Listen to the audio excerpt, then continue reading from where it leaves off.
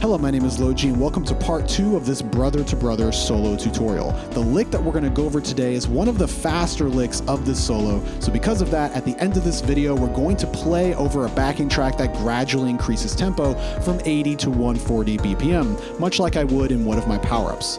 If you enjoy this type of instructional material, feel free to check out my Patreon at the link below, and now let's get on to the lesson. All right, before we learn this part, we first need to go over what the chord progression is. Fortunately, it's pretty much exactly the same as the second repetition from part 1, which was simply B minor and G major, and each of those chords setup chords, each of those chords 2s and 5s. So that looked like this: B minor, then 2-5 of G major, which was A minor, D7, and then G major, and then 2-5 of B minor, which was the C sharp super sus, and then the F sharp dominant with some of those added tones. The difference here is we are not going back to B minor. We are actually changing keys, and we're going to be setting up a B flat major, which we'll talk more about in the next part, because that's where we'll talk about the lick that happens during that section. But we're pretty much playing this F sharp dominant 7th with maybe a sharp 5, and then the next chord that we're playing is going to be this. That's like an F, feels like an F super sus, but again, we'll talk about that more in the next part. So that's pretty much it. Let me play this chord progression along with the solo so you can hear kind of what it sounds like in context. So here we go.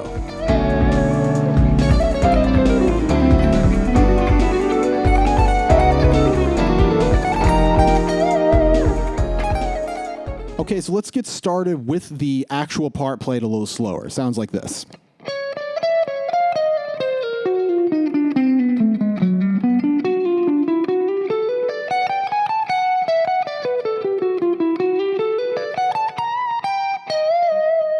And also, for the purposes of this lesson, I'm not going to show you the part up here. I'm going to move back 12 frets, show you what it looks like right here, just because it's a little bit easier to see because my fingers aren't so crammed up top. So again, learn the passage up here and you can simply copy and paste it up 12 frets and it's going to be exactly the same. So this lick, as we go through it, is really two sounds that make up kind of the bulk of the lick. There are a couple other small ones which we'll go over, but there are really two main sounds that make up the majority of that passage. So let's just get started. Again, all of this is over the progression that we just went over, and the progression is really going to dictate what these licks are, as you'll see here. So the first 4 notes, probably the easiest, just looks like this. That's over the B minor, the last beat, the 4th beat of the B minor chord. And we're simply playing C sharp, D, E, C sharp. That's B minor's 2, flat 3, 4, and 2. Notice which note is being played the most out of those 3, the 2. Why? Because we're featuring it because it's in the chord, very similar to what we did over in part 1 where we were really nailing that 2 a lot. Same thing happening right here. Now after that comes the next main idea, which sounds like this. And then we'll continue with the rest after that. This is a very, very typical sound or tactic that improvisers use when they are playing over a 5 of a chord. So in this case, that lick starts right at the 5 of G major. So here's our G major. That lick starts right at the 2-5. So even though the chords, yes, it's 2 and 5, a lot of improvisers will just look at that as like a 5 of, just D7, and then they'll play. And this idea, where it really comes from, it mostly comes from playing a 5 of a minor chord, but we're just doing the same exact sound 5 of a major chord. And again, it will work regardless as long as you're landing on the right note. I'm not going to get too deep into this idea, but if you do want to kind of see a deep dive lesson into this concept and how it's created, feel free to click the link above or below in the description at any time to check out a full lesson that I've done in the past on this topic. So the idea is this.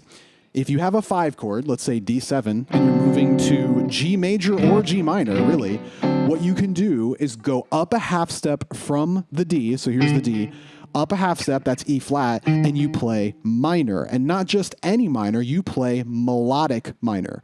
Melodic minor is simply a minor scale with a natural 6 and a natural 7. Or you can think about it as a major scale, E flat major, 1, 2, 3, 4, 5, 6, 7, but with a flat 3. Whichever one makes more sense to you, think about it like that. So if I just play that scale, the full scale right here looks like this. So again, that's the chord that's actually happening, but we are thinking E flat melodic minor, which looks like this. 1, 2, flat 3, 4, 5, natural 6, natural 7, 1. That's our sound. The reason why this works, and again, I'm not going to get too far into it. If you want to check it out, check out that lesson I mentioned earlier, but it contains a variety of really colorful notes that work perfectly when playing this 5 of sound, especially when you're moving to minor, these kind of sounds. But obviously, we're moving to major, and it works really great over those sounds also, especially because of how this particular lick is resolving. Resolves like this. So here's the exact passage. Again, we're thinking this, right? E flat minor. The passage looks like this. Here's our root, our E flat. That's the sound that we're really thinking, E flat minor. We're starting on the 2, so there's the 2, the F, and we're walking back like this. 2, 1, natural 7, natural 6, 5, skipping the 4, going right to the flat 3, 2, 1, and then resolving here to the D right there. So it looks like this. Really common lick that you hear all the time in this style. So if I play into it from the little B minor lick, sounds like this. Right? So we're doing that B minor passage and then reaching up, starting that E flat melodic minor idea. Now, this concept works really well like this over G major and G minor because of the note that this lick is landing on. This lick, if you notice, lands here. The idea, now obviously the actual passage keeps going, which we're going to talk about here in a second, but the idea of the E flat melodic minor run ends on this D right there. The reason why this is an important note to land on is D as a note is in both G minor and G major. So regardless of which sound, which tonality you're moving to, if you play that lick and land on D, it's always going to work. As opposed to playing a lick and landing on a note that's specific to the minor chord. Let's say you played an E flat melodic minor lick and landed on B flat, right? That's really only going to work if you're moving to G minor, because G major doesn't have a B flat, it has a B natural, right? Same thing, if I played some melodic minor lick and landed on B natural, and that's how I practiced it, that one's only going to work over G major, not necessarily G minor. But if you land on a common tone like a 5, it works perfectly with both sounds. Again, if you'd like to dive more into this topic, check out the link above or below in the description for a lesson that I did on this exact topic. So again, let's go over that lick one more time, and then we'll move into the next part. Sounded like this. Here's our little B minor, reaching up, starting our descent on E flat melodic minor. That's our root right there. That's what we're visualizing. We're just starting on the 2. Looks like this. And that's it. Now we're here on the D. We are technically resolved to the G. Now, the interesting thing is, that's what the lick is, but in the tune, in the passage, the 2-5 is still happening when that D is hit. But the rest of the lick, as you'll see, he plays as though he's just playing over G major. So let's get into this next part. This next part, even though there's a lot of different stuff going on, it really is pretty much just G major. You can think about it as G major or G major 7. If you want to think about it as E minor, I suppose you can, but the sound is really just simply G major with some chromaticism and some emphasis on notes like 7s and 2s and stuff. So let's get started with that part. So we're just coming down that E flat melodic minor. We're now on the D right here. And from here on, it's pretty much G major. So from here, we're walking down a literal G major scale. So 5, 4, 3, 2, 1, D, C, B, A, G. The only difference is we're not just going right to the G. We are doing the technical term for this is chromatic enclosure. I just call it trapping a note or trapping the 1. And what we're doing is we're walking down the scale from the D. So 5, 4, 3, 2. Instead of going to 1, we play the note ahead of the 1, behind the 1, and then the 1, regardless of if those notes are in the key. Like this note is not in the key, but it doesn't matter. We're simply using it to kind of temporarily push the 1 a little bit further so we don't resolve immediately like you naturally would if you just went down a scale, and it just adds some extra color. So again, that passage right? So walking down the scale, instead of just nailing it, 5, 4, 3, 2, 1, we're playing 5, 4, 3, 2, trap the 1 like that, and then eventually hit the 1. So after that, after we hit this root right here, this is G major still, walking up a straight up G major 7 arpeggio, 1, 3, 5, 7, like that. Now we're going to trap a different note this time in a little different way. We're going to trap the 6. So if this is 1, 3, 5, 1, 3, 5, 7, that's 6 right there. Now watch this. We're going to sort of trap this note as well. 1, 3, 5, 7. We're going to play the note 1 fret ahead of the 6, and then we're going to play the note a whole step back from the 6 right there. So we could have done this. That's the note ahead of the 6, back a fret from the 6, and then hit the 6. Instead, he's just playing the note ahead of the 6, then the D, which is back a whole step from the 6, and then the 6. That looks like this. 1, 3, 5, 7, trap the 6, like that. Now, for the fingering, I think I've been doing this. Something like that. Again, fingering, I'm going to let you kind of figure out what's comfortable for you. But for me, I think I've been going middle pointer, pinky, middle pointer, ring, pointer. Maybe, I'm not sure. But again, figure out whatever makes most sense to you.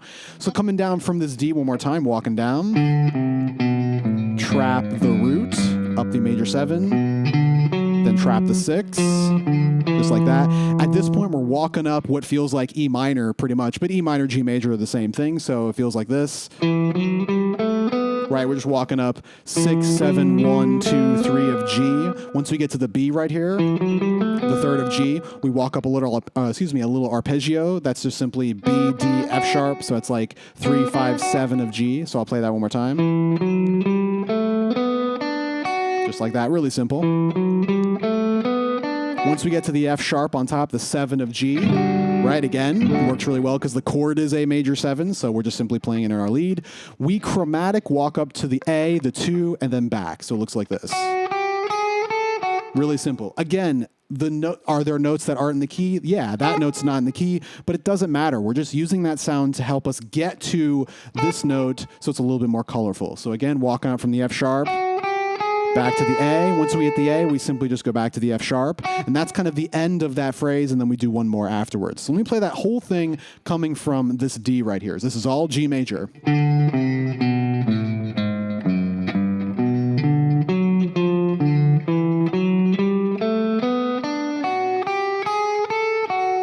So if I describe it as I'm playing, down G major, trap the 1, up G major 7 arpeggio, trap the 6, walk up 6, 7, 1, 2, 3, little staircase arpeggio. Almost kind of feels like B minor. Pretty much is B minor.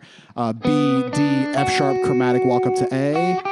Hit the A, go back to F sharp. Let me play all of that from the very beginning. Sounds like this. E flat melodic minor. We have resolved.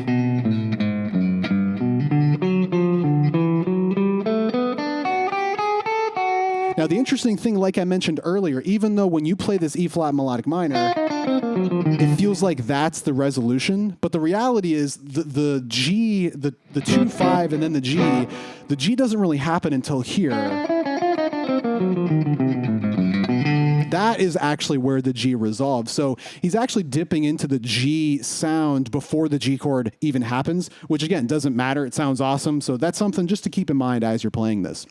So now the very last little part after we did this, we're now simply moving up here, and there's a variety of different fingerings to play this, but this is kind of how I'm playing it. It's still pretty much G major, even though at this point, the chord progression has changed to the 2, 5 of B, the C sharp supersus, F sharp dominant. That's not really being played necessarily in this lick. It's really just G major still. He's just kind of implying some of the same licks, just in slightly different ways. So after that, we're jumping up to this E right here. That's the 6 of G. And we're playing 6, 7, 5 of G like that. E, F sharp B, or E, F sharp D, excuse me. After we do this, we walk down to E like this. That's the D, B, A, G chromatic down to E like that. So I'll play that slower without talking. again, a huge variety of ways to play this. I'll leave it up to you to figure out the fingering, but that's how I'm playing it. Again, this is pretty much all just G major. 6, 7, 5, 3, 2, 1 chromatic down to the 6. Once we hit the 6, we almost do the exact same lick that we did earlier when we started on the 6. If you remember, we were walking up a scale. That's exactly what we're doing here, except we're not doing the little chromatic walk at the top. So this is that lick one more time. Now we hit the 6 and we're walking up the same way that we did earlier. Except that time we're walking up the arpeggio straight from the 7 to the 2 of G. So that's again E, F sharp, G, A, B, D, F sharp. Don't chromatic, just F sharp up to the A. And then we finally finish this whole lick by moving up a fret and doing that. Now we're kind of, that's the key change that has just happened. And what we're pretty much doing is playing 5, 3, 1, 2, 1 of this note, which is E flat. So it's like a little E flat major arpeggio that we're doing because the chord at this moment is this, and that is essentially an F super sus. And if you want to think about it like this, it's an E flat major chord with F in the bass. So the solo is just literally playing, 3/4 of the chord, right? That's pretty much what's happening. So, and again, that's after this run. And it's a bend up top. I'm doing a hammer on right here, but you can do a bend or you can do whatever you want. So let me play all of that, or let me just play the last little passage and then I'll review the whole thing. Here's that last passage, sounded like this.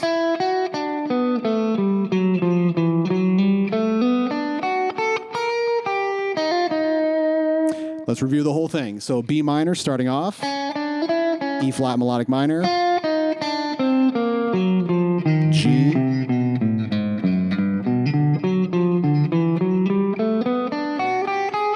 continuing G, key change E flat major up top, even though the chord is actually this, which we'll talk more about that one in the next video. So yeah, that's pretty much it. So take everything that you're just doing, pop it up an octave, and it's going to be exactly the same.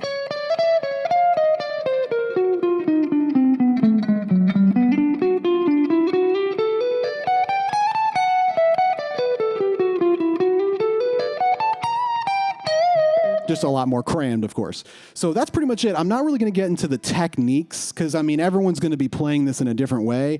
I would probably recommend that you just practice alternate picking this whole thing because that's pretty much what you should do. Obviously, if you like the phrases of adding in some pull-offs or hammer-ons or whatnot, my personal technique is a lot of picking fingers, so that's kind of what I'm doing, not throughout, but kind of sneaking it in there once in a while. You can experiment however you'd like to make this comfortable, but that is the passage. So again, what are the concepts? Over B minor, we're playing B minor ideas. Over the 2-5 of G, we're playing that core sound that so many people do, and that's the 5 chord, up a half step, melodic minor. Whatever idea you want to play. Such an insanely common sound. So again, you look at the chord that you're targeting, like G major, go to its 5, D7, move up a half step, play melodic minor, or just minor triad if you want to, that works also. And then after that, we play just really G.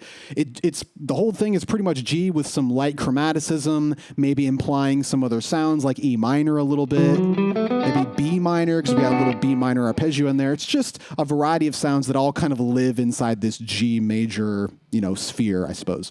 So yeah, that's pretty much it. We're going to end this video with the tempo walk-up that I mentioned. This tempo walk-up is going to go from 80 to 140.